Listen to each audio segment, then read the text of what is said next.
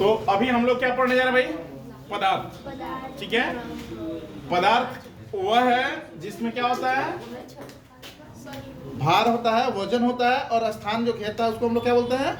पदार्थ बोलते हैं। पदार्थ की तीन अवस्थाएं हैं, कौन कौन? ठोस, द्रव, गैस। ठोस को इंग्लिश में बोलते हैं हम लोग सॉलिड, द्रव को बोलते हैं लिक्विड, और ये हमारा गैस। ठीक है, पदार्थ की ये तीन अवस्थाएं होती हैं। एक ऐसे वस्तु का नाम बताइए जिनकी तीनों अवस्थाएं होती हैं। ठोस रूप में भी वो पाया जाता है, द्रव रूप में भी पाया जाता है और गैसीय रूप में भी पाया जाता है। तो जल एक ऐसा पदार्थ है, ठीक है, जो तीनों अवस्थाएं पाया जाता है। जब जल को हम लोग जमा देते हैं तो ठोस बन जाता है। जब जल को हम लोग नॉर्मल छोड़ देते हैं तो द्रव रूप में रहता है। ठीक है, और जब जल को हम लोग गर्म करना शुरू कर देते हैं तो भाप बनना शुरू कर देता है, तो गैसीय रूप में आ जाता है। ठीक है, तो ये क्वेश्चन हमेशा आता है कि उस पदार्थ का नाम बताइए जो ठोस, द्रव, गैस तीनों अवस्थाओं में पाया जाता है। तो जल एक ऐसा पदार्थ है जो ठोस, द्रव तथा गैसीय रूप तीनों में पाया जाता है। ठीक है, अब हम बात करते हैं सबसे पहले ठोस का, कि ठोस क्या है। तो इन तीनों में एक चीज कॉमन है। ठोस, द्रव, गैस में तीनों में एक कॉमन पॉइंट क्या है कि जो डिफिनीशन का हम लोग डिस्कस करेंगे वो इसका आयतन तथा आकार। आयतन का मतलब ये होगा हमारा कि उसकी क्वांटिटी, कैपेसिटी क्या होगी। ठीक है, और आकार, शेप, इसके बारे में बात करेंगे। तो सबसे पहले हम बात करते हैं किसका? सॉलिड का। ठीक है, तो सॉलिड, हम ठोस का बात करते हैं तो ठोस का आयतन निश्चित होता है और आकार भी क्या होता है? निश्चित होता है।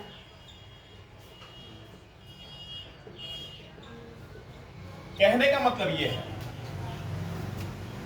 कि अगर जैसा हम एक बार इसका डिजाइन दे देंगे, वो उसका डिजाइन क्या हो जाएगा? फिक्स हो जाएगा। अगर 5 kg उसका वेट है तो 5 kg ही वेट रहेगा, जब तक कि उसको नुकसान नहीं पहुंचाया जाता है। समझ रहे हो ना? किसी भी तरह से उसको बर्बाद अगर नहीं किया जाता है तो हर एक स्थिति में उसका वजन वही रहेगा और डिजाइन उसका वही रहेगा। सपोज कि हम लोग के पास ये बोर्ड है, ये बोर्ड 10 किलो वजन का है। ठीक है, लंबाई, चौड़ाई, ऊंचाई इसके जितना दिया गया है उसके मेजरमेंट के हिसाब से अगर है, और वजन इसका कितना है? 10 किलो। तो इसको यहां ले जाइए तो, चाहे पटना ले जाइए तो, चाहे लंदन ले जाइए तो, इसका वजन और आकार क्या रहेगा? वही रहेगा।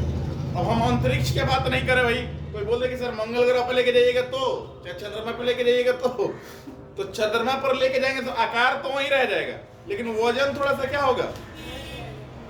ठीक है, घट सकता है, कहीं कहीं बढ़ सकता है। क्यों?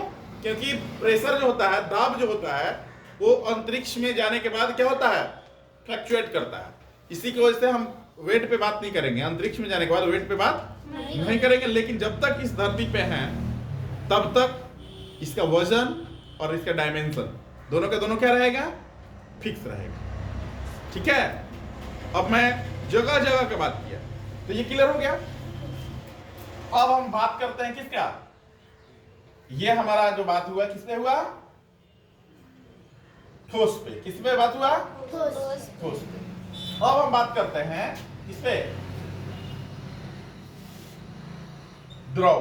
किसमें बात करते हैं? द्रव। तो द्रव का जो आयतन होता है ये निश्चित होता है। क्या होता है?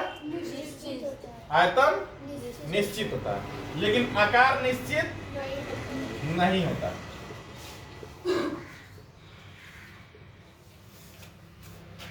एक गिलास पानी अगर लेते हैं तो गिलास का रूप ले लेगा। उसी पानी को पलट के किसी लोटे में डाल देते हैं तो लोटे का डिजाइन हो जाएगा, उसी को पलट के किसी बोतल में भर देते हैं तो बोतल का शेप हो जाएगा, उसी को पलट के किसी जार में रख देते हैं तो जार का डिजाइन हो जाएगा, बाल्टी में रख देंगे तो बाल्टी क्या हो जाएगा, है ना। तो जिस पात्र में हम रखेंगे उसके हिसाब से वो क्या हो जाएगा, एडजस्ट हो जाएगा। लेकिन 5 लीटर अगर दूध है तो 5 लीटर ही रहेगा, 4 लीटर नहीं हो जाएगा पलटा पलटी में। ऐसा नहीं ना है कि मोटा था, पलटा पलटी एक्सरसाइज होते होते होते होते क्या हो गया, वो उसका वजन घट गया। हम लोग जिम जाते हैं तो क्या करते हैं, वजन घटाता है ना। लेकिन इसका जिम हो रहा हो, लेकिन जिम होने पर इसका वजन घटने वाला नहीं है। ये जितना इसका वजन था उतना ही वजन रहेगा, चाहे आप कहीं भी पलटा पलटी उसको करें। क्लियर है? अब आता है हम किस पे, गैस पर। ठीक है सर। तो ना तो इसका आयतन निश्चित होता है, नहीं आकार निश्चित होता है। ठीक है सर। अब 5 किलो गैस भरवाए थे आप एक सिलेंडर में, इस रूम में थोड़ा सा छोड़ दिया, ठीक है। वो यहाँ का रूम में क्या, बाहर भी कोई बैठा है तो दौड़ के चला जाएगा, गैस महक रहा है क्या, ऐसा होगा। तो उसका आकार फिक्स हुआ क्या, कैसे गया, सांप के तरह तो गया नहीं होगा, ऐसे तो गया नहीं होगा, ऐसे भी नहीं गया होगा, गैस ऐसे भी नहीं गया होगा, ऐसे भी नहीं गया होगा, गया कैसे होगा, ये हवा में तुरंत मिल जाता है, मिल के पहुंच जाता है नाक तक। ठीक है। तो गैस का ना तो आकृति निश्चित होता है ना आयतन। गैस को हम अब सोचो कि 5 किलो के 5 लीटर वाला सिलेंडर में भी भर लिए और उसको खुले तो पूरा रूम में भी भर गया। कुछ देर तक खुला छोड़ेंगे तो पूरा मोहल्ला भी महक जाएगा कि नहीं गैस कहीं ना कहीं लीक हो रहा है। तो है कोई डायमेंशन उसका जिसमें आप भर सके, उसको उतना ही में रख सके, नहीं है। तो इसलिए अब कहानी यहां आती है कि क्यों इसका आयतन तथा आकृति दोनों निश्चित होता है, इसका क्यों आयतन निश्चित होता है, आकार निश्चित नहीं होता है, इसका दोनों निश्चित क्यों नहीं होता, क्या रीजन है। आखिर है तो पदार्थ ही, लेकिन क्यों नहीं निश्चित होता है। ठीक है। तो जैसा कि हम लोगों ने डिस्कस किया कि प्रत्येक पदार्थ किससे बना होता है, बिल्कुल छोटे छोटे महीन कणों से मिलकर बना होता है ना। आगे चैप्टर में जाएंगे तो उसका हम लोग नाम देंगे, परमाणु अणु उसका नाम है, उसको आगे पढ़ेंगे। लेकिन फिलहाल अभी इतना ही जानते हैं कि छोटे छोटे कणों से मिलकर बना होता है। ठीक है।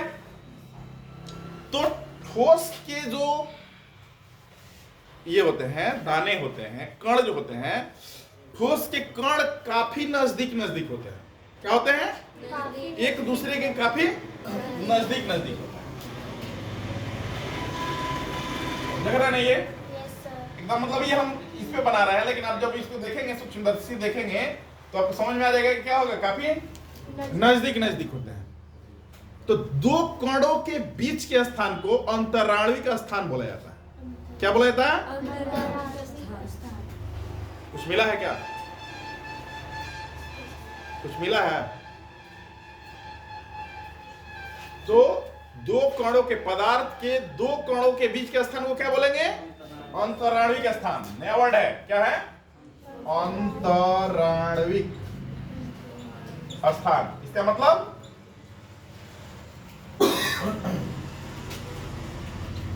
दो कणों के बीच का स्थान। और अंतराणविक बल, अंतराणविक बल यानी कि दो कणों के बीच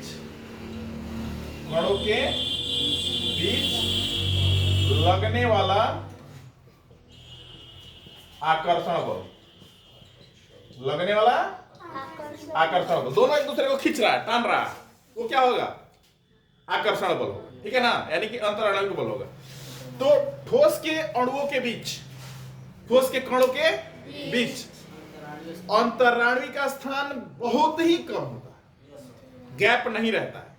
और जहां अंतराणविक स्थान कम होगा, अब सवाल यह आता है कि अंतराणविक स्थान कम क्यों होता है? ठीक है, तो अंतराणविक स्थान कम जब होगा जब आकर्षण का बल काफी ज्यादा होगा, तो वहां अंतराणविक स्थान ऑटोमेटिक कम हो जाएगा। ठीक है, तो ठोस के कणों के बीच अंतराणविक बल ज्यादा होने के कारण उसके अंतराणविक स्थान जो होते हैं बहुत कम होता है, जिसकी वजह से ठोस के आकार तथा आयतन दोनों निश्चित। क्लियर है? अब आते हैं द्रव में। तो द्रव के कणों के बीच अंतराणविक स्थान ठोस की अपेक्षा क्या होता है? ज्यादा होता है, मतलब गैप ज्यादा रहता है। किसकी अपेक्षा? ठोस की अपेक्षा। तो जहां गैप ज्यादा हुआ इसका मतलब कि वहां बल कम लग रहा है। बल ज्यादा लगता तो स्थान क्या होता? कम रहता। बल क्या होता है?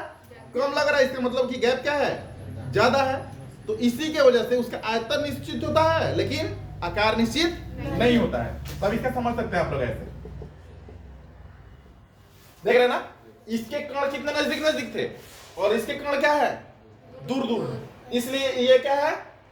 द्रव है। और इसके क्या निश्चित है? आयतन निश्चित है, आकार निश्चित नहीं है। अब आता है गैस पे। तो सेम कंडीशन है कि गैस के कणों के बीच अंतराणविक स्थान काफी होता है। तो जब स्थान काफी हो जाएगा तो बल क्या होगा? बहुत कम होगा। अंतराणविक बल क्या होता है? कम होता है और अंतराणविक स्थान ज्यादा होता है। इसकी वजह से इसके आकार तथा आयतन निश्चित नहीं होता है। सपोज देख रहे हैं ना ये बिंदु का स्थिति, तो इसके कण काफी दूर दूर तक फैले हुए थे, मतलब ये बना रहे थे यहाँ, नहीं तो इसके कण का कोई पता ही नहीं रहता है कहाँ। ये हवा में तुरंत, वायु में तुरंत क्या होता है? मिश्रित हो जाता है। इसकी वजह से इसका आयतन तथा आकार निश्चित नहीं होता है। क्लियर है?